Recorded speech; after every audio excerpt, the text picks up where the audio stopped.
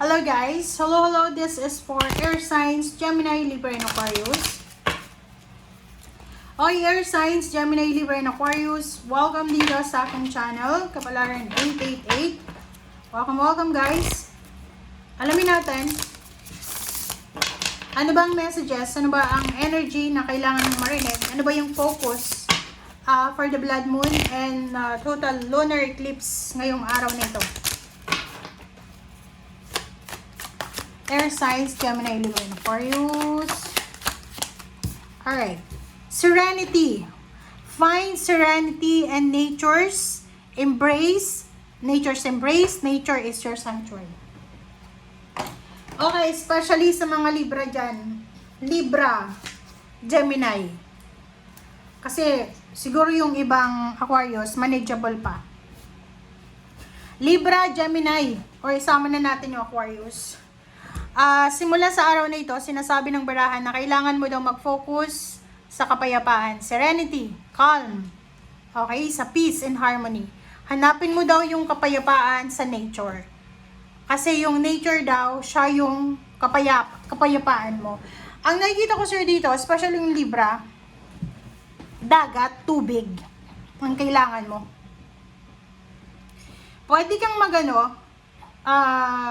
maglakad-lakad sa dagat, sa lake, lawa, sa river, parang ganun, kung may river, or kung malapit ka sa bundok, pwede kang mag-hiking, mag-walking, parang ganun, na you're breathing na yung oxygen, ng energy ng mga trees, mga halamang ligaw, ganyan, ganito.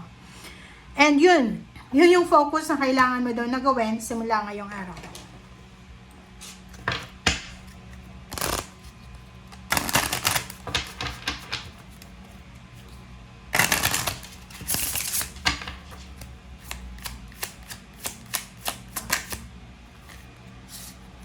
Okay. Enchantment. Wow. Prayers. Sinasabi sa'yo ng baraha, are you having an issue sa emotion mo, spiritual, physical, mental, financial? Sinasabi sa'yo ng baraha, air signs, na importante na you're relaxing, you're rejuvenating, purifying your energy, and at the same time, you're praying. Okay.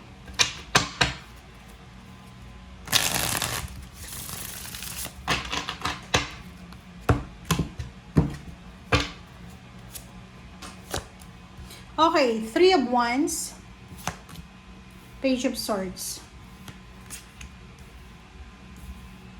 Page of Pentacles. This is about your future. Wow! Okay. So, makikita mo dito, air signs, Gemini, Libra, and Aquarius. May iba sa inyo talaga na you are waiting for good news. You're waiting for the best opportunity. You're waiting for the good news about money. It's either nag-a-apply ka ng trabaho, nag-a-apply ka ng promotion, you're waiting for a lump sum of money, umuutang ka sa bangko, you're waiting for some companies na mag-open ng opportunities para sa iyo, kasi hindi ka makapag-desisyon ngayon because you're waiting for the opportunity. Okay? So, kung makikita mo dito, sinasabi ng bara sa'yo na kung ano man daw yan na hinihintay mo, you need to pray for it. You need to relax. Okay? And yung decision making mo, okay, nasa tama kang nasa tama kang timeline eh. Kasi hindi ka nagdidesisyon kasi may hinihintay ka na go signal. Which is tama yun.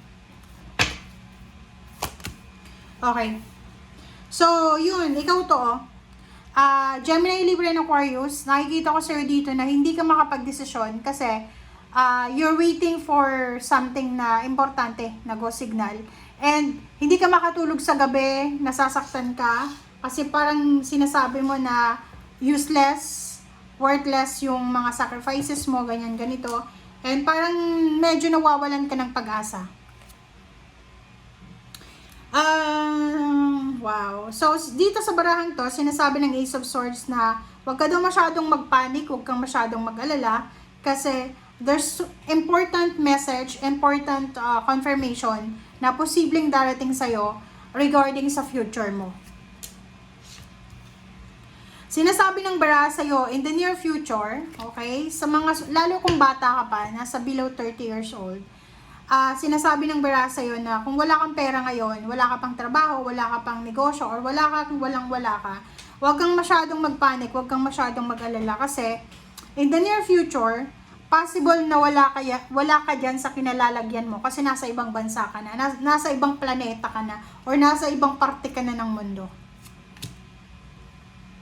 Okay, diba? Sabi sa'yo in the near future, sinasabi ng bara sa'yo na sobra-sobra kang magiging masaya, successful, achiever ka, kasi financially, you will gain so much success sa finances. Emotionally, magiging sobrang satisfied ka sa emotional choices mo. And at the same time, parang feeling perfect na yung buhay mo in the near future. Death card. Diba?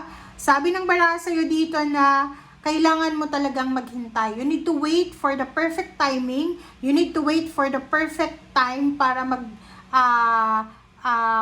transform yung buhay mo. Yung parang slowly but surely ba? Parang pagong ba na movement. Pero alam mo na may pupuntahan ka. Hindi yung mabilis na parang kabayo, di ba? Yung kabayo, ratsyada lang ng ratsyada, pero hindi niya alam kung saan siya papunta. So, sinasabi ng bara sa'yo dito,